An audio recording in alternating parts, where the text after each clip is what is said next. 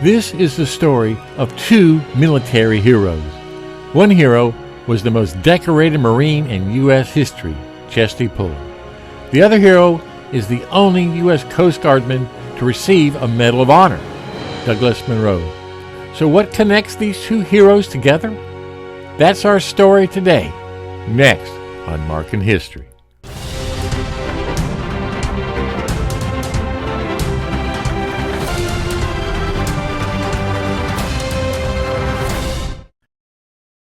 Let's begin with two historical markers. This is the historical marker for Lieutenant General Louis Burwell Chesty Puller. This marker is located in West Point, Virginia, where he was born and raised. In his 37 years of service in the United States Marine Corps, Louis Puller, nicknamed Chesty, would rise through the ranks from private to general and become the most decorated Marine in American history.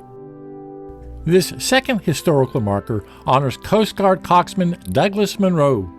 It is located here in front of Douglas Munro Hall at the United States Coast Guard Academy in New London, Connecticut.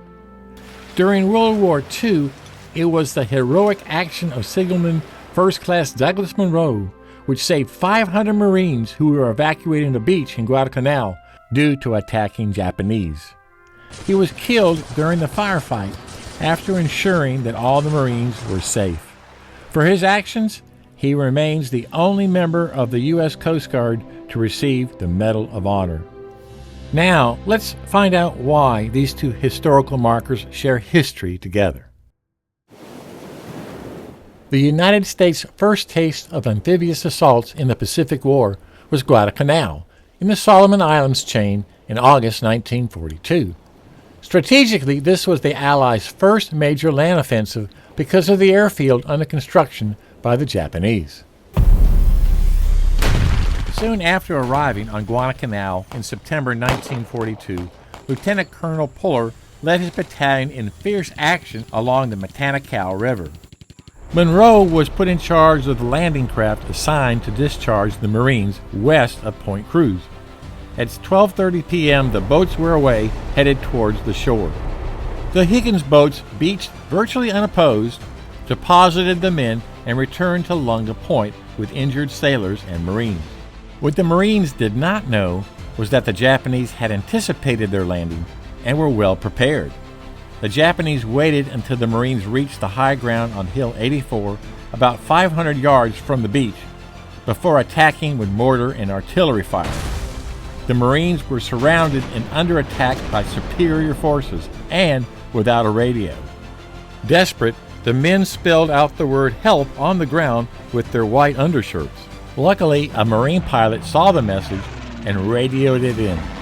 When he got the message, Lieutenant Colonel Chesty Puller left his command post and walked to the beach to signal the USS Monson for assistance. Puller took a launch out to the ship, explaining the situation to the commanding officer.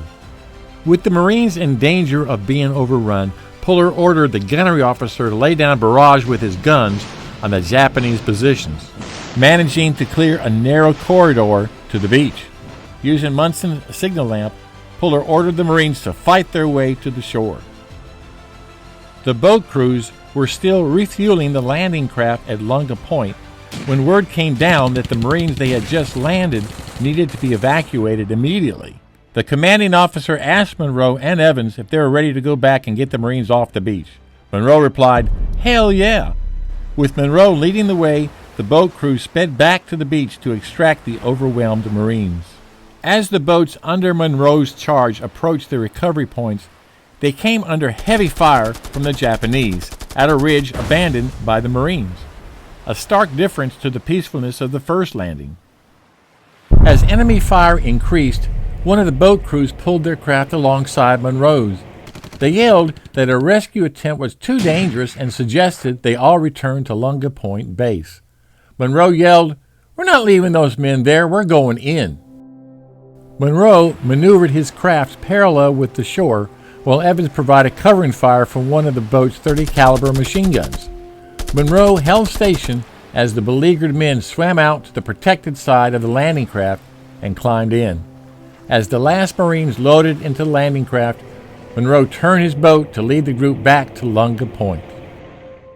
On the way back, Munro noticed a landing craft still stuck on some coral reef. Munro pulled alongside it, where Marines tied a tow rope to it. After several minutes and still under fire, the landing craft was free and Munro pulled behind it. Years later, best friend and shipmate Raymond Evans remembers what happened next. Doug was facing forward and I was standing up by the coxswain looking back. I saw this line of water spouts coming across the water and I yelled at Doug to get down. He couldn't hear me over the engine noise and it hit him. It was one burst of fire. Evans grabbed the wheel and sped back to Lunga Point. Beaching the boat, he jumped down to Munro, who had just regained consciousness.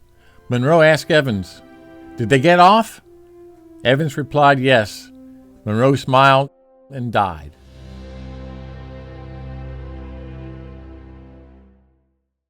He saved a battalion of Marines. He was instrumental in getting us in and making himself the target, and he paid for it. Thanks to Munro's heroism, his swift action, and excellent leadership, 500 Marines made it off the beach that day, including future Medal of Honor recipient Gunnery Sergeant John Basilone. The men he saved went on to help capture the Matanuca River early in October, which meant the beginning of the end for Japanese forces on Guadalcanal. Although Marine Colonel Chesty Puller was never awarded the nation's highest military decoration himself, he nominated Douglas Munro for the Medal of Honor, making Munro the only US Coast Guardsman in history to receive America's greatest military award. The nomination was endorsed by Admiral William Halsey Jr., and President Franklin Roosevelt approved the decoration on May 1st, 1943. At the end, it was one American hero who honored another American hero. Both will never be forgotten by the Marines and the U.S. Coast Guard. If history can be taught with stories, it can never be forgotten. Please like our video, subscribe to our channel, and ring the bell to stay informed on the latest videos. And don't forget to leave your comments below and tell us what you like about this video.